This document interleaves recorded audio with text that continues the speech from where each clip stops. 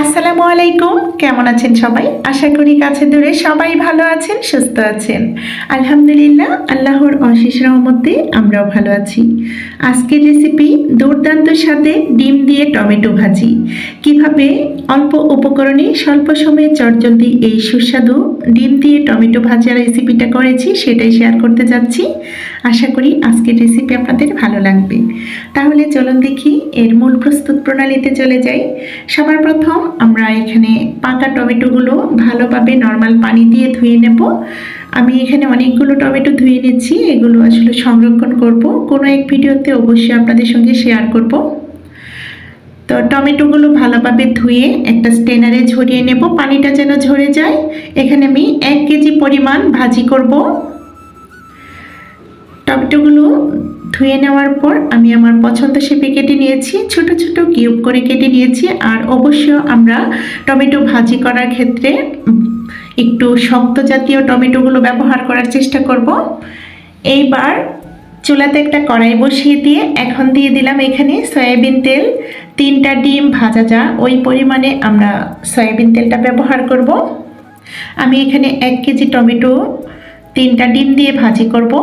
এই পর্যায়ে তেলটা গরম হয়ে গেলে 6-7টা শুকনো মরিচ দিয়েছি, আপনারা কমিয়ে বাড়িয়ে দিতে পারেন। এখন এখানে বড় আকারের ব্রয়লার মুরগির ডিম নিয়েছি 3টা ডিম ফেটিয়ে নিয়ে মরিচগুলো ভাজা হয়ে যাবার পর দিয়ে দিলাম। আমি আগেই ডিমগুলো ভেজে নেব, তা না হলে কিন্তু একটা আষ্টে গন্ধ থাকার চান্স থাকে। এখন দিয়ে দিলাম সামান্য একটু লবণ, হলুদ মরিচের গুঁড়ো ছিটিয়ে দিয়েছি, দিয়ে ভালোভাবে স্ক্রাম্বল করে নেব, একদম ঝুরি বাজার মতো করে নেব। খুব সুন্দর একটা সুঘ্রাণ তৈরি হওয়ার আগ পর্যন্ত আমরা ডিমটা ভেজে নেব, তাহলে কিন্তু একটা আষ্টে গন্ধ থাকার চান্স থাকে না। টমেটো দিয়ে যখন আমরা ভাজি করব তখন কিন্তু টমেটো থেকে অনেকগুলো পানি ছাড়বে, সেজন্য কিন্তু একটা আষ্টে গন্ধ থাকার চান্স থাকে। আগে যদি আমরা ডিমটা ভেজে নিই তাহলে সেই আষ্টে গন্ধটা থাকার কোনো চান্স থাকে না। ডিমগুলো ভাজা হয়ে যাবার পর এই পর্যায়ে দিয়ে দিলাম বড় আকারের 2টো পেঁয়াজ কুচি। পেঁয়াজ কুচিগুলো একটু নরম হওয়ার আগ পর্যন্ত ভেজে নেব। আমি বরাবরের মতো আজও চেষ্টা করছি টিপস সহকারে আপনাদের সঙ্গে সহজভাবে শেয়ার করতে। আমি আমার মতো করার চেষ্টা করছি, খেতে দারুণ হবে। ডিমগুলো পেঁয়াজগুলো ভাজা হয়ে যাবার পর আমরা ধুয়ে কেটে নেওয়া সমস্ত টমেটোগুলো ঢেলে দেব। আর এই রেসিপিটা আমার হাজব্যান্ডের রিকোয়েস্টের রেসিপি। টমেটোগুলো ঢেলে দিয়েছি।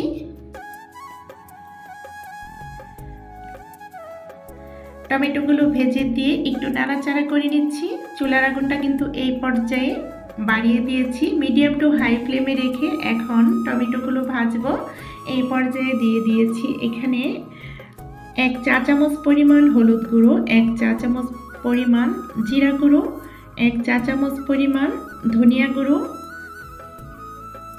ও হাফ চা চামচ পরিমাণ লাল মরিচের গুঁড়ো দিয়ে ভালোভাবে আমরা টমেটোটা নাড়াচাড়া করে নেব। উলটপালট করে দিচ্ছি। চুলার আগুনটা কিন্তু আবারও আমি বলছি বাড়িয়ে দিতে হবে, কারণ টমেটো থেকে অনেক পানি উঠবে, সেটা চান্স দেওয়া চলবে না, যেন পানিটা উঠতে না পারে সেদিকে লক্ষ্য রাখবো। চুলার আগুনটা বাড়িয়ে দিলে টমেটো থেকে পানি ছাড়ার চান্সটা কিন্তু থাকে না। এখন দিয়ে দিয়েছি এখানে কাঁচামরিচ কুচি, আপনারা কমিয়ে বাড়িয়ে দিতে পারেন। আমি এখানে 8-10টার মতো কাঁচামরিচ কুচি দিয়েছি। সবশেষে দিয়ে দিলাম স্বাদ মতো লবণ ও ধনিয়া পাতা কুচি ছড়িয়ে দিয়েছি। সবশেষে আমি লবণটা দিতে চেষ্টা করেছি এজন্যই যেন টমেটো থেকে পানিটা না ছাড়ে, সেজন্য আমরা শেষের দিকে লবণটা দিতে চেষ্টা করব।